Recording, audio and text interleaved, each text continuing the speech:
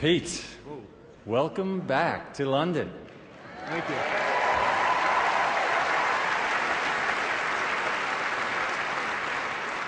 So, how was it playing at the Royal Albert Hall in front of this crowd? It was great. Great crowd, packed house, playing against a legend over there in Mr. Mcenroe, so it was a great night of tennis.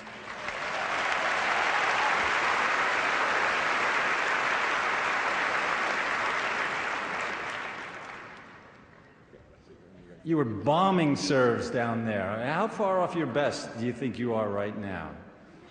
Pretty far, trust me. Pretty far. But John was tough at 49. 49? 49. It's pretty impressive what he's able to do still today.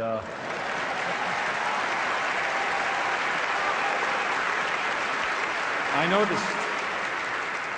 noticed that towards the end of the first set, you came over and you did your little instant replay impersonation of where the ball landed. Oh, well. Yeah. Is that something you would have done back at Wimbledon? Well, don't take this personal, but I think at Wimbledon it would have been called good. But I think it was a missed call. But Wimbledon's obviously Wimbledon. There's no replacing it. But it was a fun moment. The ball was clearly in. Inside the line.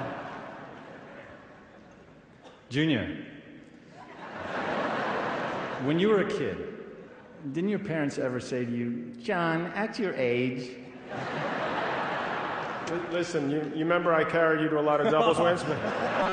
Like Pete is, I want to say Pete, you know, I try to bridge the gap to Pete made it to this seniors tour and see if he'd get into it. I know I played great, he played mediocre, and you know, he beat me 6-3, 6-4, but to see him back in London, you know, he's had an unbelievable history here. And to play at Albert Hall, I think you're going to enjoy it. And you maybe enjoyed it a little bit too much for my liking today. But I got to say, it was great to at least get out here and play you one time here. Appreciate that. Appreciate the whipping. Yeah, well, what a night that was. Absolutely fantastic. I'm glad to say John Lloyd is with me, as is Greg Ruzetsky. Greg, it was something else, wasn't it? Oh, it was a fabulous match. To see Sampras and Mcenroe get it on, it's a great thing. And Pete looks in great form there. I mean, he looks fresh, and John did his best, but Pete was just too strong on the night. Joe, it was interesting, actually. Mcenroe said at the end of that if he was doing the seeds for Wimbledon and Sampras wants to come back, he'd put him in the top 5.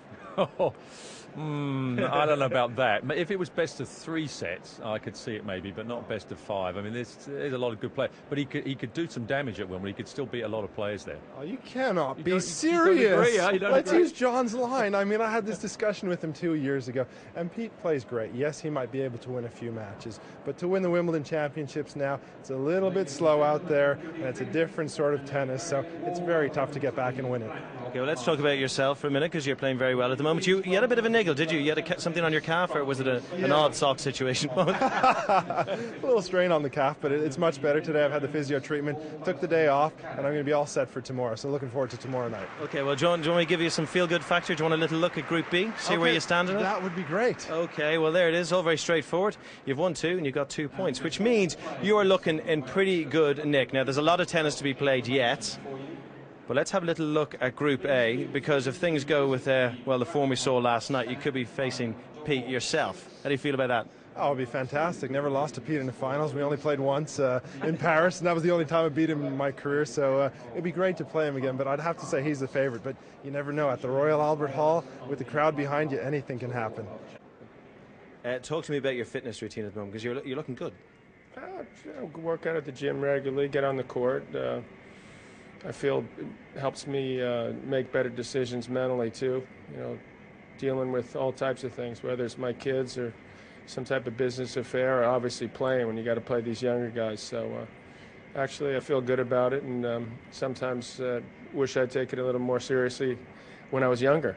I thought you did take it seriously. That was you not taking it seriously. I took it seriously. I'm talking about fitness. Fitness got a little, you know, I relied a little bit too much on ability at times, but now it's I actually get a lot of enjoyment out of, you know, staying fit, and it helps me. Quick thought on tonight's game. Cedric Pioline, he's looking good at the moment. Well, he's like a mini Pete. I mean, obviously Pete's got all the slams, but Cedric's got the great shot maker, similar style, and goes for broke, and it's not easy to get a rhythm, and he can do anything, but you got to try to stick with it. And obviously, for me, it's do or die already. You know, if Pete plays up to the way he's capable, he's going to win the whole thing. But you know, if the type of guy that could provide a challenge would be Cedric, so I got to figure out a way how to beat Cedric closely enough so that he doesn't lose his confidence, so that he can somehow beat Pete. Work on his psychology. Look, John, thanks very much. Delighted to have you here. You got it. Thanks. Ladies and gentlemen, would you please welcome John McEnroe.